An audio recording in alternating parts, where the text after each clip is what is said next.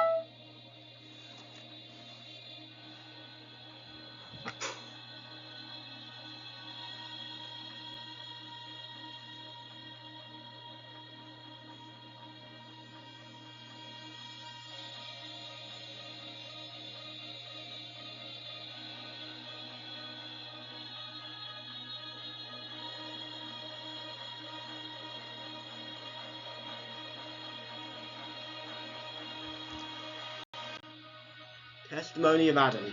Right after the last rocket went up, a series of boiler explosions commenced, one following another, right after each other, with a slow sink of a ship by the head.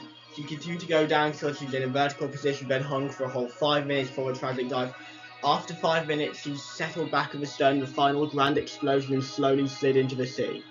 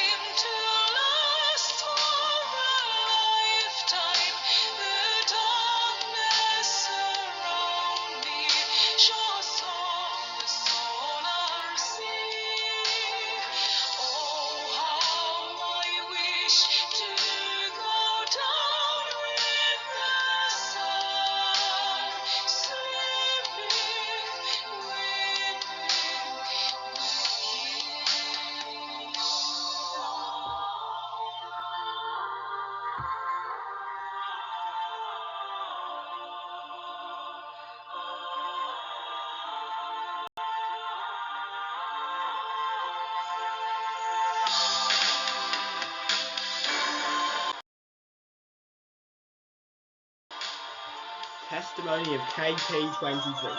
We were 900 yards off, lying on oars, and all of a sudden, watching the ship sink, she was settling slightly ahead and bodily all the time we could see when suddenly there was a terrific blast. Stern went up in the end, bow settled back slightly. Arcade cruiser called, "She's going to float, she's going to float." The bow then slid into the sea, and after hanging for seconds, the stern then dove into the sea.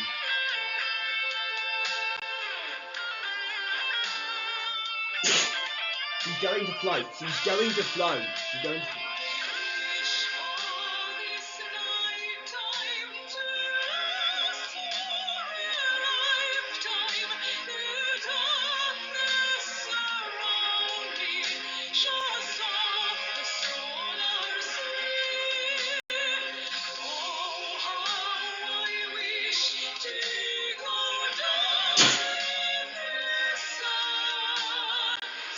Testimony of honour. We had gone 960 yards from her when we had an explosion followed 2 seconds later by a second one. We knew what it meant. The engines had blown up, sounding the death knell of the hundreds men aboard the ship. As the second explosion came, the most tremendous cries arose. We had no watches, but it was likely 3:30 a.m. We can't describe the cries, and I'm glad we can't. It was the most frightful din we ever heard. For the next 30 minutes we heard it, but for me, Sea Marshal Rogo, who's in charge of our boat, and the brave crew of the Arcade Cruiser Gaming Channel, who knew what it meant, it was a lifetime. Even as the second explosion came, I could see through the darkness as the bow of the Titanic 2 rose high into the air. Bow and stern rose high into the air as she broke in two. Bow and stern stood up in sharp outline for a moment or two, then came a third explosion and she sank out of sight, having broken into amidships. For the next half hour we heard the cries of death, which gradually died away. Everyone in the boat called what the explosions were, so we made excuses, then what the cries were. We said this was everyone calling to each other from across the sea. You understand, of course, that when the Titanic 2 went under, we in our boat were too far from the ship herself for the actual scene to make out the form of the passage. All we could see was the outline of the ship herself as she broke. When our boat was launched, the lights were burning bright, and so we could see plainly the faces of each other, but as we drew away a short distance, the lights grew fainter and dimmed, then suddenly went out altogether as the second explosion came.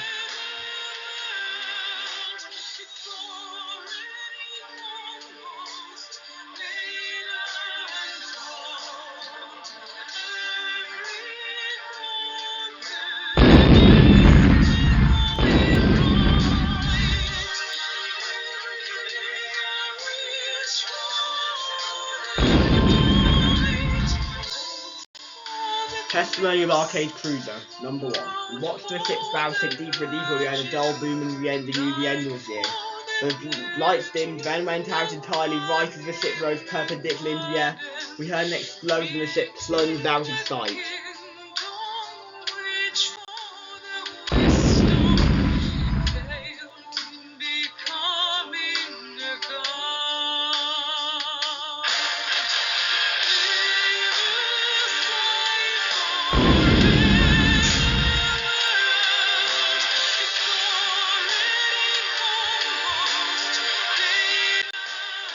Testimony of Arcade Cruiser number 2.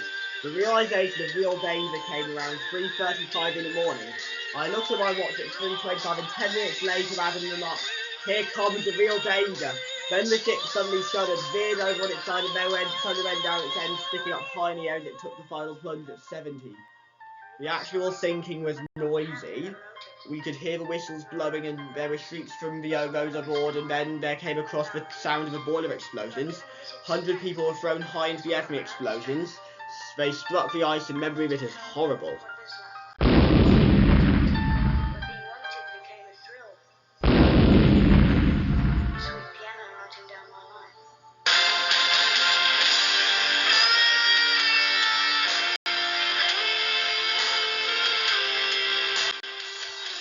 Testimony of Arcade Cruiser 3.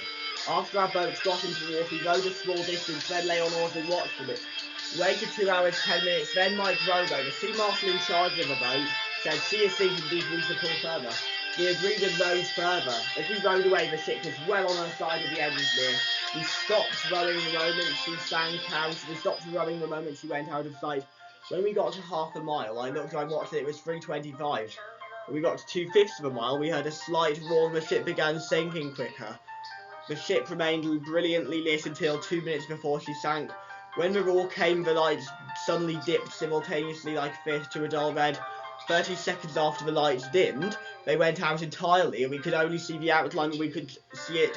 Also, we could see the funnels, the forward two now submerging, and the ship settling to amidships. 30 seconds later, we could hear another explosion. 2 seconds later, everyone watching from the boat saw the ship rise perpendicularly into the air from the midships. We heard two loud boiler explosions as she plunged, and a loud rumbling roar was heard like a million tons of rocks down the street, and the big ship plunged out of sight, loudly and noisily. When the ship sank, I measured we were 2,893.2 feet from the ship.